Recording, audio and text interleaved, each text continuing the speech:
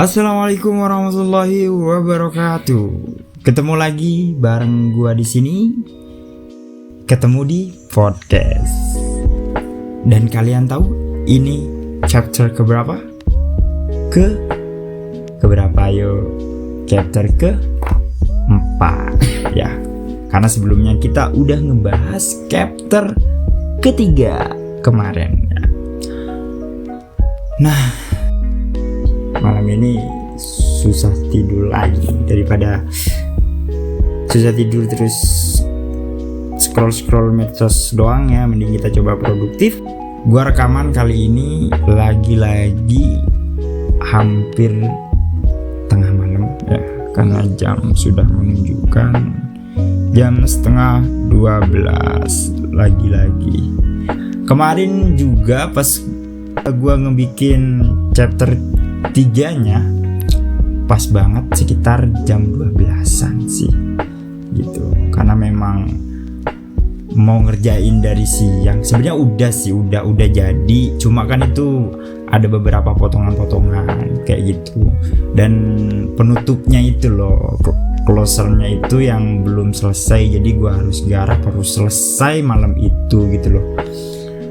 Karena paginya juga sampai agak siangan itu gue ada kegiatan yang nggak bisa ditinggal, jadi mau nggak mau malam itu harus selesai kayak gitu.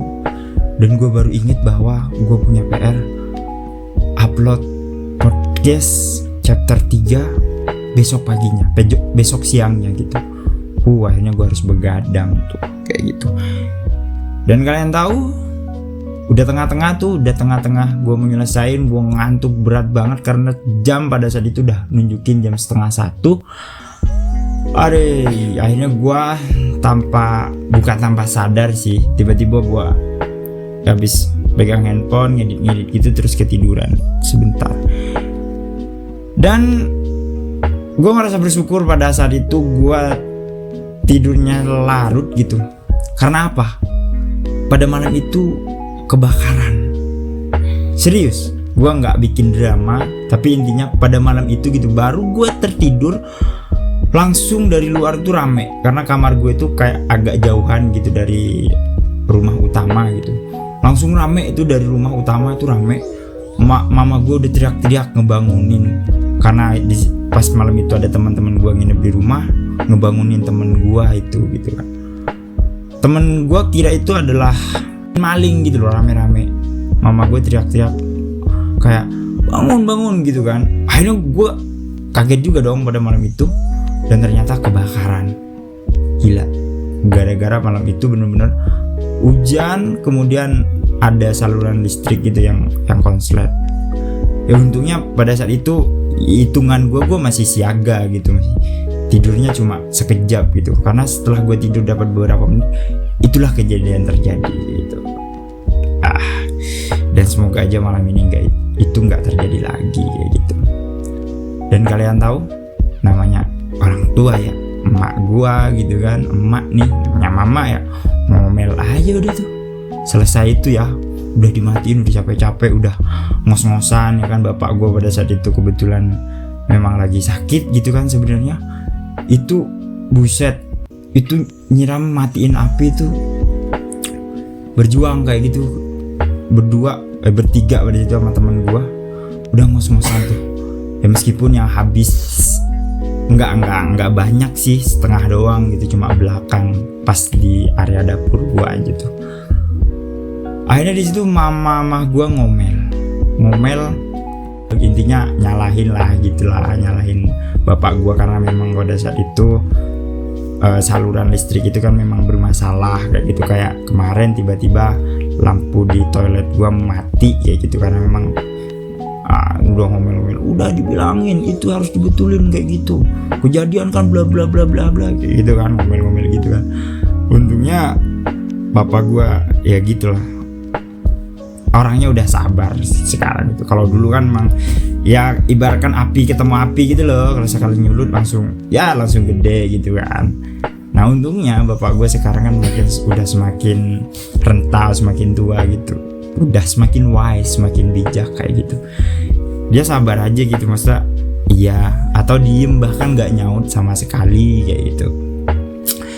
Dan gue ngeliat itu relate banget dengan pembahasan chapter keempat ini, yaitu ngebahas sebuah quote, di mana quote tersebut ngebahas kayak gini. Ya, bukan ngebahas sih, maksudnya di quote tersebut isinya seperti ini. Ada yang tahu nggak di mana letak salah ketika dua orang saling berebut rasa benar? That's right. Ya, itu yang gua lihat pada malam itu gitu. Ketika mama gua marah-marah kepada bapak gua gitu, bahwa wah bla bla gitu, bapak gua diam gitu. Nah, dengan quotes ini itu relate banget kayak gitu. Seandainya bapak gue juga ngebela gitu, dengan egonya membela diri gitu, ngejawab apa yang mama gue omelin ke bapak gue, itu kebayang kan kayak gitu. Gimana bakal malam itu udah kebakaran, ya rumah gue juga bakal kebakaran dengan adu mulut. Ya biasa lah, namanya orang tua ya kan. Kadang kita juga anak dengan orang tua kan juga kadang cekcok kayak gitu, berebut rasa benar tentunya kayak gitu. Maka di quote tadi, ada yang tahu nggak sih di mana letak salah ketika dua orang berebut benar kayak gitu kan.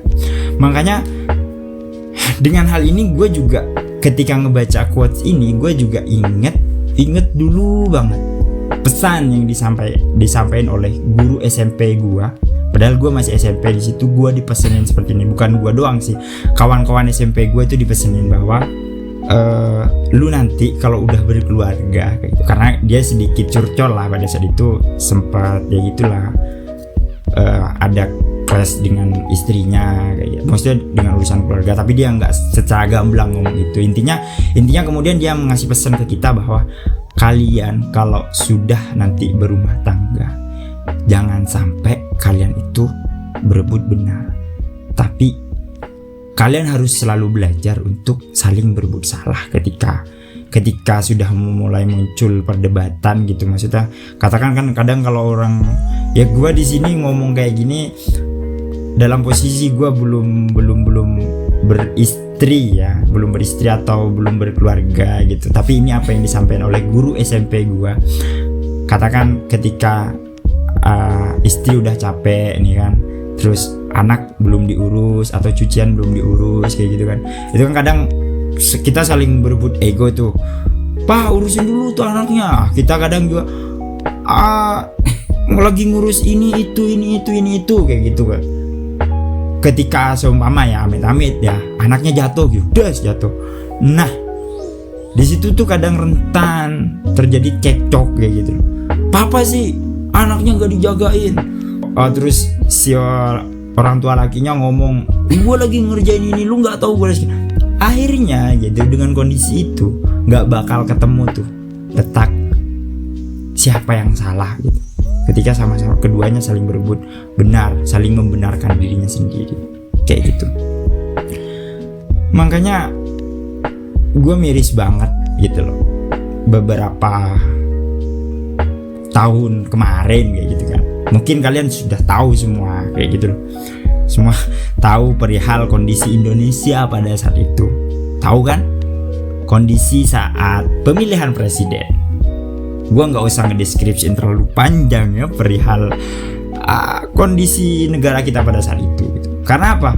Kita terpecah menjadi dua kubu, 01 dan 02. Sebutlah seperti itu gitu. Di negeri dongeng pada saat itu gitu kan. Semua intrik dan konflik terjadi pada saat itu di negeri dongeng pada saat itu gitu kan. Saling berebut benar bahwa 01 benar, 02 benar kayak gitu. Akhirnya apa? Gesekan secara di akar rumput itu luar biasa kalau lihat pada saat itu. Seakan-akan itu Indonesia mau pecah belah gitu. Belum lagi dibenturin politik keagama blang. Terjadilah sejarah di Indonesia. Intinya negara ini sudah melewati berbagai banyak hal konflik kayak gitu. Ya karena tadi terkadang gitu saling berebut siapa yang paling benar, sehingga nggak tahu, bahkan kita nggak tahu siapa sih yang salah pada saat itu gitu, kita berpikir seperti itu. Makanya lah, hal-hal kayak gitu tuh sebenarnya bisa kita hindari kayak gitu ketika kita bisa saling meredam ego masing-masing dari kita kayak gitu loh, sehingga hal-hal konflik seperti itu kita bisa tetap damai kayak gitu. Ya untungnya pada saat itu ada beberapa orang yang berada di tengah, ya kan, berada di tengah dan meredam. Semisal contohnya, gue masih inget contohnya itu Nur Hadi Aldo pada saat itu. Nur Hadi Aldo pada saat itu tiba-tiba datang malaikat gitu loh, menjadi penengah gitu loh. Ya pokoknya menampilkan bahwa kedua sisi ini ada salahnya loh gitu, nggak semua itu benar gitu, dan itu dibungkus dengan komedi ya setidaknya pada saat itu sedikit mendinginkan ya kan? Kalau ingat pada saat itu kayak gitu loh. Jadi makanya lah ketika terjadi sebuah konflik saling berebut benar itu loh gitu loh, memang ya susah sih, kita tidak bisa memaksakan bahwa lu ngalah dong kayak gitu, atau lu jangan kayak gitu dong gitu. Kita tidak bisa memaksakan itu gitu. Ada sebuah meme yang masih gue inget banget itu gitu kan. Mungkin kalian juga pernah lihat yang gambarnya meme itu seperti ini. Jadi ada angka kayak 6, pokoknya angka 6 lah seperti itu. Terus kemudian ada dua orang berada di dua sisi itu kayak gitu pada saat itu. Ada di dua sisi itu kemudian saling mengklaim bahwa ini loh angka 6, sebelah sisi itu ini loh angka 9 kayak gitu. Jadi saling berebut benar kayak gitu loh, tidak ada titik tengah gitu. Jadi nggak ketemu tuh siapa yang salah gitu, karena dua-duanya mungkin sama-sama benar, dan itu kalau di meme itu sama-sama benar, hanya saja gitu tidak bisa melihat landscape lebih luas gitu sehingga bisa ketemu di tengah kayak gitu, saling mengakui bahwa iya ternyata lu benar itu angka 6 dan ini benar lu angka 9 kayak gitu. Jadi tidak ada itu. Makanya gue inget juga salah satu pesan dari founder komunitas gue, karena gue ikut sebuah komunitas, dan dia mengatakan bahwa gini, setelah kita coba berdebat dengan orang atau kita melihat kondisi seseorang gitu loh, dan orang itu tidak bisa mengerti kita, maka tugas kita selanjutnya adalah mencoba mengerti orang itu. Jadi gue dipesankan seperti itu. Gue ulangi lagi bahwa ketika ya lu dalam sebuah perdebatan, lu melihat sebuah kondisi gitu loh, orang itu tidak mau mengerti tentang diri lu, maka tugas lu selanjutnya adalah ngasih pengertian ke mereka. Maksudnya lu yang ngertiin mereka. Lu ngerti udah, oke, gue ngerti lu. Wah, gue nggak mau debat lagi. Mungkin maksud lu kayak gini. Oke, kita harus lapang dada seperti itu. Memang nggak mudah, sulit, tapi gue harapin itu bisa kita praktekin semua. Jadi ini juga bisa diterapin sih buat kalian-kalian nih yang mungkin nggak semua sih, tapi salah satu dari pendengar setiap podcast ketemu di podcast ini kondisi hubungan asmaranya lagi kayak renggang atau sedang mengalami masalah kayak gitu. Jadi karena memang saat kita dalam hubungan asmara itu saling marah-marahan ya kan, itu kan kadang gengsi-gengsian tuh, gengsi ditinggiin tuh, yang cowok kayak wah gue ogah minta maaf, yang cewek sebenarnya pengen kadang minta maaf tapi ya sama-sama gengsi lah buat minta maaf. Akhirnya nggak ketemu tuh. Balik lagi ke quotes yang muncul di The Journey of Fight Boy itu di chapter 4 ini, bahwa nggak ketemu tuh siapa yang salah karena saling berebut benar, apalagi egonya ditinggiin kayak gitu. Ya nggak bakal selesai tuh masalahnya. Jadi saran dari gue adalah ayo coba saling ngeredam ego, bahwa gini, balik ke awal tadi lah pesan guru SMP gue, bahwa harus ada orang yang mencoba berbuat salah. Harus ada orang yang berbuat salah. Tentunya itu ya jangan maksudnya jangan nggak tahu diri juga lah kayak gitu loh. Katakan ada partner atau pasangan lu atau cewek lu udah coba terus ngertiin lu, udah terus coba ngalah buat lu, tapi lu masih masih nggak tahu diri lah, masih ngelunjak, ego lu masih tinggi gitu. Cobalah gantian gitu loh. Jadi kalau di quotes itu saling berebut benar, coba sekarang diganti saling gantian berebut salah, sehingga ketemu titik tengah bahwa gini loh yang benar menurut kesepakatan kita berdua, kayak gitu. Ya sebenarnya gue juga pelaku dalam hal gini. Gue ngomong kayak gini bukan karena gue udah sempurna, ego gue udah bisa gue kontrol kayak gitu. Gue akui bahwa gue adalah orang yang cukup bahkan sangat egonya sangat tinggi kayak gitu. Gue ngomong seperti ini, egonya sangat tinggi. Tapi ya gue coba belajar buat ngeredam ego gue sendiri kayak gitu loh. Bahkan di suatu titik ya curcor lagi gue ya kan. Tapi yang pada intinya sih gitu loh, ya balik lagi biar nggak terlalu melebar, Pak, ya harus ada yang saling meredam ego kayak gitu loh. Kalau memang pengen hubungan itu diterusin, terus pengen langgeng itu dalam kehidupan asmara ya. Tapi balik lagi, kehidupan yang lebih luas daripada asmara ini sama kayak gitulah. Hubungan pertemanan, relasi dengan klien atau dengan dengan keluarga, dengan siapapun lah intinya gitu. Harus ada yang coba. Kalau orang lain nggak bisa ngertiin kita, ya kita lah yang coba ngertiin orang itu biar ketemu benar itu di mana kayak gitu. Ya memang susah sih ngeredam ego ini kayak gitu, susah banget. Gue sendiri ngakuin kan tadi bahwa gue nggak bisa, gue susah. Sampai saat ini gue masih belajar kayak gitu loh. Makanya di chapter 5 gitu loh, nantinya bakal dibahas nih perihal ego dari sudut pandang orangnya yang egois banget ya. Kebetulan creator dari The Journey of a Boy ini kalau dilihat ya dari karakternya sama-sama ego gitu. Dan ini kita coba bakal bahas di chapter selanjutnya perihal ego. Kalau lu emang gak sabar apa yang pengen kita bahas, lu tahu kan harus kemana? Ke IG-nya The Journey of a Boy. Lu cari chapter 5 dan di chapter 5 itu lu baca sendiri. Nah, nanti gue coba jabarin kenapa bisa kata-kata itu sampai muncul dan sebenarnya apa sih latar belakangnya, seperti itu. Makanya ikuti terus perjalanan podcast kita ini, dan terima kasih juga atas supportnya bagi kawan-kawan yang beberapa hal kemarin udah ngasih testimoni perihal podcast sebelumnya. Kita juga butuh kritik dan sarannya dari kawan-kawan untuk ngebangun podcast ini lebih baik lagi tentunya kayak gitu. Nggak apa-apa sih kritik-kritik, tapi yang membangun, bukan nyinyir ya.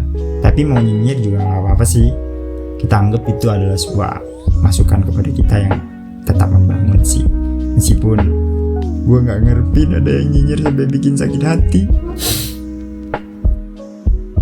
Oh iya, gue mau ngasih kabar baik juga nih, bahwa gini, podcast kali ini nggak cuma gue kasih di YouTube, ya, nggak cuma kita letakin di YouTube platformnya, karena kemarin juga ada yang ngasih saran di Spotify dong bang, gitu kan, karena kalau di YouTube pas ditonton itu katanya nggak bisa diminimis, maksudnya didengerin, karena kalau suara doang kan isinya ya, bukan video gitu kan. Karena mau dengerin tuh saat-saat, contohnya saat-saat santai di kantor atau di mobil atau di mana aja lah gitu kan. Kadang kan kita nggak mau lihat tuh videonya, atau kita pengen dengerin tapi sambil chat-chatan kayak gitu. Nah itu kan di YouTube nggak bisa, kecuali ya memang layarnya bisa di split gitu kan. Jadi akhirnya kita coba masukin tuh ke Spotify. Jadi selain ada di platform YouTube, kita juga pengen nyediain untuk kawan-kawan yang memang ya aktif di Spotify, suka dengerin lagu dan dengerin podcast di Spotify, dengan harapan ya kita bisa ngemudahin bagi para pendengar yang pengen ngedengerin pembahasan-pembahasan di podcast kita selanjutnya, seperti itu. Tapi gue juga ngarepin kalian tetap tontonin yang di YouTube ya maksudnya bukan cuma tentang AdSense sih, meskipun nggak munafik kita ya butuh itu gitu loh suatu saat nanti. Sekarang kan kita tetap butuh support kalian gitu loh, biar kita tetap semangat bikin kontennya. Dan kalau di YouTube itu kan enak tuh, ada kolom komentar, ada like-nya, kita bisa tahu bahwa kalian sudah menonton dan meninggalkan jejak komentar, karena balik lagi kita ngarepin kritik dan saran kalian kayak gitu ya. Makanya jangan lupa tetap dengerin kita di platform-platform yang sudah kita sediakan. Jadi sekian pembahasan dari chapter 4. Terima kasih sudah mendengarkan sampai habis. Jumpa lagi di chapter-chapter selanjutnya. Dimana lagi kalau bukan ketemu di podcast. Assalamualaikum warahmatullahi wabarakatuh.